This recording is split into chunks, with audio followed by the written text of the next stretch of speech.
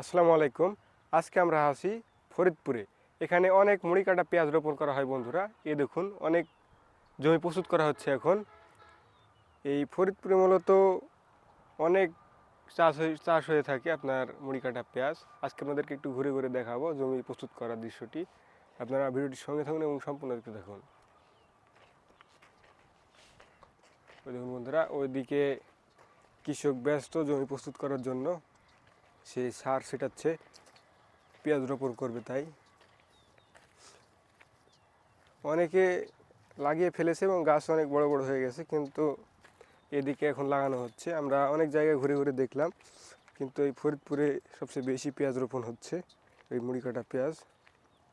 আপনারা দেখতে থাকুন, আপনাদেরকে একটু ঘুরে ঘুরে দেখাবো। এবং চ্যানেলে যারা নতুন আছেন অবশ্যই চ্যানেলটি সাবস্ক্রাইব করে আমাদের সাথে থাকবেন।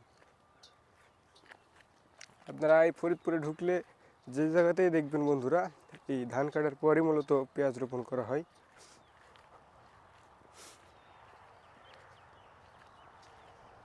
দেখুন বন্ধুরা, কৃষক সার ছিটাচ্ছে।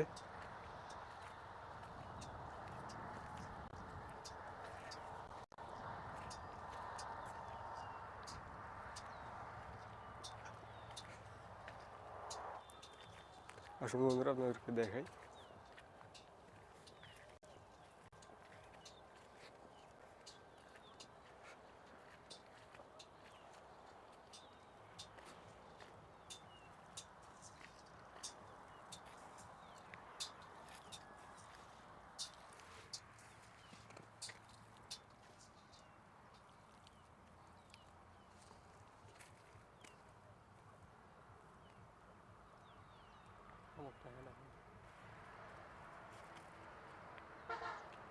কি কি সার দিচ্ছেন ভাই? জিপ সার, ডিআইবি সার, লাল সার। ওই লাল সার নাই যে ভাই, লাল সার বুনে গেছে। আগে গুনে দিছেন? বুনে দেখা যাবে না। এ দেখুন, দেখছেন বন্ধুরা, কৃষক নিজে মুখে বলছে ডিএপি সার, পটাশ এবং জিপসাম সার ব্যবহার করছে, জমি প্রস্তুত করছে পেঁয়াজ লাগানোর জন্য।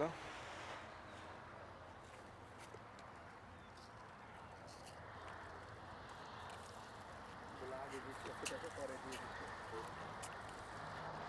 আগে পটাশ সার দিচ্ছে।